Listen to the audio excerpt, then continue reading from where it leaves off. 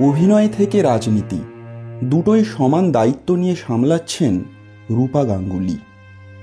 নিজের দুই পেশার জন্য সমান জনপ্রিয় তিনি। তবে মহাভারতের দ্রৌপদীকে এখনো ভুলতে পারেনি কেউই। লকডাউনের সময় আবারও সম্প্রচার শুরু হয়েছিল সিরিয়ালটির। ওই সময় আবারও চর্চা হয়েছিল রূপা গাঙ্গুলি অভিনীত চরিত্রটি নিয়ে। কিন্তু দ্রৌপদী চরিত্রে অভিনয়ের জন্য ব্যক্তিগত জীবনে যথেষ্ট সমস্যার সম্মুখীন হতে হয়েছিল রূপা গাঙ্গুলিকে। নিজের ব্যক্তিগত জীবনেও বেশ প্রতিকূলতার মধ্যে দিয়ে যেতে হয়েছে রূপা গাঙ্গুলিকে। দীর্ঘ 14 বছর সংসার করার পর বিবাহ বিচ্ছেদ হয় তাঁর। 1992-এ পেশায় মেকানিক্যাল ইঞ্জিনিয়ার ধ্রুব মুখার্জির সঙ্গে বিবাহ বন্ধনে আবদ্ধ হন রূপা গাঙ্গুলি। 2007-এ তাদের বিচ্ছেদ হয়। তারপর 2009 সালে পাকাপাকিভাবে আলাদা হয়ে যান তাঁরা। দাম্পত্য জীবন খুব একটা সুখের ছিল না অভিনেত্রীর।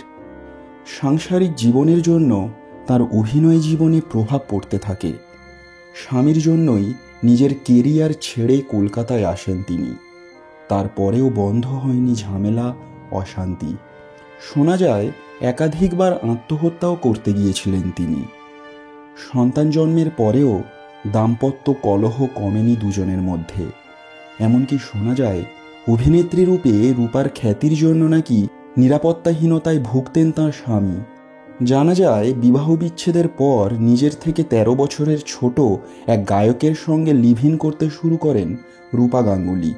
কিন্তু ওই সম্পর্ক শেষ পর্যন্ত টেকেনি। প্রসঙ্গত সম্প্রতি আবারও সিরিয়ালে ফিরেছেন রূপা গাঙ্গুলি।